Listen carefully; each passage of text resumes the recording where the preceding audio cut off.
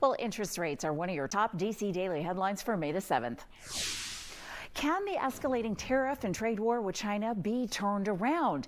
U.S. and Chinese representatives will meet this weekend to de-escalate tariff tensions for the first round of trade talks since President Trump's tariff rollout. Wall Street trending up in pre-market trading on the news. Well, interest rates are expected to stay where they are for now. The central bank likely to hold interest rates steady as they wrap up a two-day meeting this afternoon. The Fed chairman, Jay Powell, says President Trump's tariffs have led to economic uncertainty.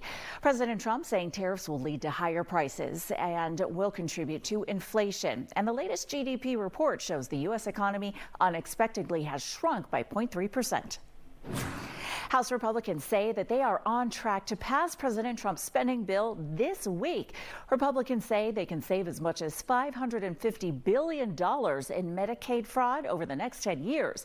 But Democrats say the word fraud is just code for cutting Medicaid benefits and funding to cover the cost of President Trump's tax changes.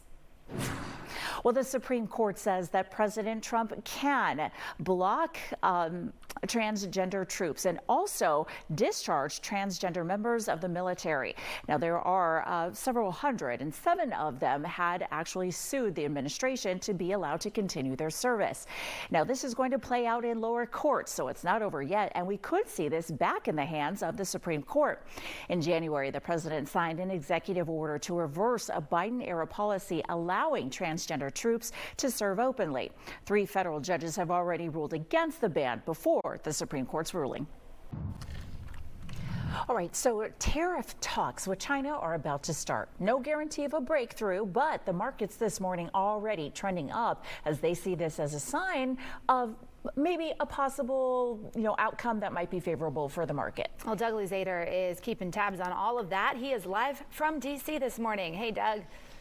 Good morning. It may be just a toe in the water, but the U.S. and China have agreed to talk about how to move forward here as economic pressures continue to build in both countries.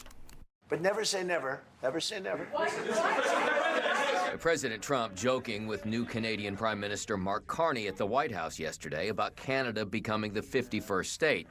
It was a lighthearted moment with serious trade issues on the table. As you know from real estate, there are some places that are never for sale. That's true. But what is open for negotiation now may be a trade deal with China. What we're going to do in Switzerland is we've agreed to talk. Treasury Secretary Scott Bessent making the announcement last night that there will be talks with China now. The tariffs are so high between the two countries that there is effectively a trade embargo.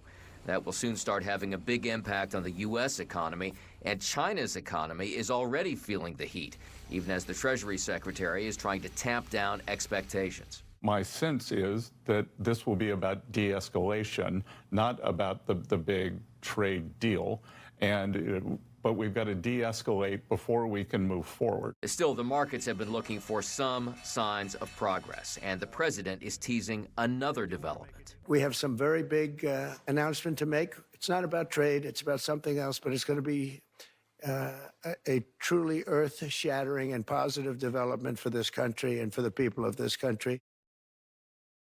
Now, it's not clear what that might involve, but the president says that announcements will be made sometime over the next few days. Back to you guys. So much to watch, Doug. Thank you for staying on top of all of the angles. Thanks.